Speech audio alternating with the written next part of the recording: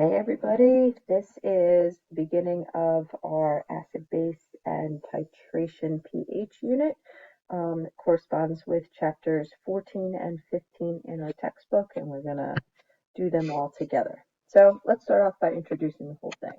So what are acids and bases, and how are these things related to one another? Some common things that you know about acids and bases, and where do you hear about acids and bases in pH? Okay, it usually has to do with something that we eat and something that we use, like a pool or something like that. So historically, acids were determined to be substances that have a sour taste, and they were talking about food. So again, please don't like the chemicals. So like lemons and sour candy use citric acid in there. Um, when people were storing their canned foods, they found that they would corrode and dissolve some metals. And we know all about that from our activity series and stuff that we did in chapter 8. So they learned not to store vinegar and fruit juices in metal containers. Now our metal containers are made out of different kinds of metals or coated so that it would end up being safe, and they changed litmus to red. And litmus is those little strips of paper that we use for a quick test if something is acidic or basic. So what about bases? Bases are all about the B's. Bases are also referred to as alkaline. Where have you heard that before? That's right, batteries. All right, we've heard of alkaline batteries, we've heard of the alkali metals and the alkali earth metals. So bases are all about the B. Bases are bitter in taste, they are slippery when they feel, so this is going to be like your soap, and they turn red litmus to blue, and they keep blue litmus blue. That's why they say specifically blue or red litmus. So bases are all about the B. Bases, bitter, and blue, and reds are the opposite. You're going to find a lot of opposite stuff, hence the scales in the background here. So acidic foods, obviously we know we're all of our citrus fruits. We've got our limes and our uh, grapefruits and oranges and our sour tasting candies. Vinegar is something that we have that is going to be acidic. That is acetic acid, which is used in mustard and mayo. Soft drinks are acidic because of the carbonic acid. And your alkaline foods are going to be your bitter foods, okay? And you'll see that, ooh, Swiss chard greens, they're so good. But they are bitter, so is cabbage and barley and celery, alfalfa, cucumbers, your wheatgrass, watercress, all of those. Did you know that you can eat dandelion greens and they are delicious? Okay, so the first person to come up with this concept or discover the concept of an acid or base is this scientist right here. This is Arrhenius, and his model is very, very rudimentary, and it has changed since. And what he said is that acids are going to produce H pluses. Obviously, we know HCl, my favorite of the acids, is going to produce an H plus and a Cl's minus ion. Hey, guess who's going to talk about ions this chapter? This lady right here. And our bases, he thought were just hydroxides. Oh, look, there's another ion. So like sodium hydroxide, that is your Drano, that is going to produce an Na plus ion and an OH minus ion.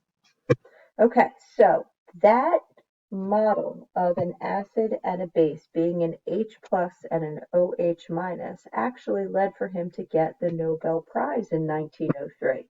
An H plus an OH makes HOH, which we know as water. So this is our neutralization reaction. And if you have seen the movie Fight Club, the first rule of Fight Club is don't talk about it, and the second rule is also don't talk about it. But the third part that they definitely know is that if you have a base burn, okay, so this is your sodium hydroxide, he's making soap. In order to neutralize it, what do you put on it? Do you put on more water or do you put on an acid? The answer is you put on an acid like a vinegar, because the vinegar is going to actually gobble up all of the OH minus ions and make water. If you just add water to it, it's actually going to be more painful because it's just going to dissolve it more and make it dissolve your skin more. And it's often thought of that a base burn is worse than an acid burn. All right, so there is a couple of issues with our Arrhenius model. Number one, the H plus ion, okay, is essentially a proton, okay? Hydrogen has one proton, it has one electron, it has 0 neutrons. So if it's H plus, that means that it doesn't have any electrons. So it's essentially just a proton, which means it's really small. And if it's really small and a positive charge, it is unlikely to exist by itself. So water takes it under its wing. Water says, hey, come over here, and it's going to actually form the hydronium ion, ion number 77 that you need to know. Okay, so the hydronium ion is actually something that occurs in acid-base reactions. Okay, here you have your normal water, H2O. It adds another hydrogen to it, making it a positive charge. So here's your Lewis dot symbol for the whole thing, H plus, and the H2O making your H3O plus. Okay, so that is your hydronium ion concentration. Okay, and there was another issue with Arrhenius's definition in 1903 with our bases only having our OH minus ions, because obviously we know that there are more things than just really strong bases. Okay, this doesn't account for the metal oxides or the carbonates, the fluorides. We know ammonia is our cleaning product and is a base. So we're going to actually end up adding on and modifying his definition as we go through these videos. Okay, so obviously important, make sure that you know how to name your acids. Okay, we have two types of acids. We have our binary acids, which is just hydrogen and an element. So the binary acids are going to contain hydro, the name of the element, and then ick, it's an acid. So HCl is hydrochloric, H2S is hydrosulfuric. That gets that awkward extra UR in there. And the other type of acid is our oxy acid. Our oxy acids contain, that's right, our polyatomic ion friends. And we use the dessert thing in order to remember it. I took a bite, it was delicious. I ate the whole thing and I got sick. So ite turns into us, ate turns into ick. So NO3 is nitrate, nitric acid. NO2, nitrous acid. C2H3O2, acetic acid. PO3, phosphorus acid. Okay, so make sure that you remember those ions. Go back, check all of the other stuff on Google Classroom if you don't already know those ions. Okay, so with our acids and bases, we can have strong acids and bases and weak acids and bases. And the difference between them is what they do in water. Okay, a strong acid is a strong electrolyte and completely ionizes, which means it completely breaks up in water. Not some of it, all of it, which basically means that the attractive forces between the H and the Cl or the Na and the OH is going to be relatively weak because the water will be able to act like a piranha and break it up completely. So it'll pull it apart into the two different ions that make it up.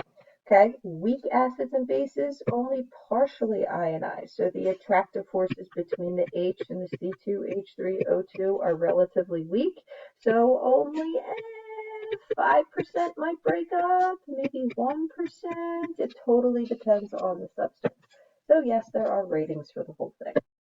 All right, but like I said, strong acids like hydrochloric acid is completely going to break up into our H plus and our Cl minus, and we know that we have our hydronium ion because there's really no such thing as H plus. So you actually see it look more like this. So if this is your HCl, it's going to break up into your hydronium ion and your chloride ion. Okay, there are 6 strong acids you have to know.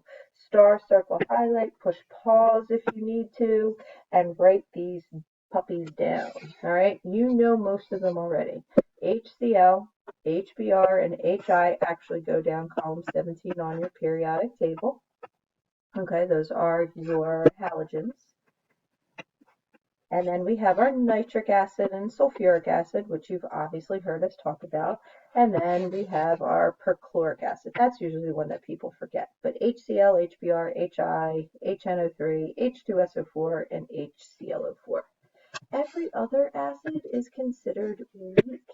Okay, that could be stuff that we eat or stuff that we see in our environment that we use for a variety of different things, like our vinegar, our acetic acid, carbonic acid. This is in our blood.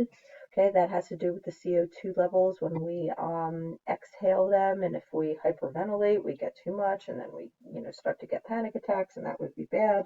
Our citric acid, which is going to be in our fruit and soda, hydrofluoric acid used in glass etching, hypochlorous acid. This is what we're going to use to sanitize our pools and our drinking water. Oh, look at that, hypochlorous, kind of like hypochlorite. Yeah, that ion we need to know.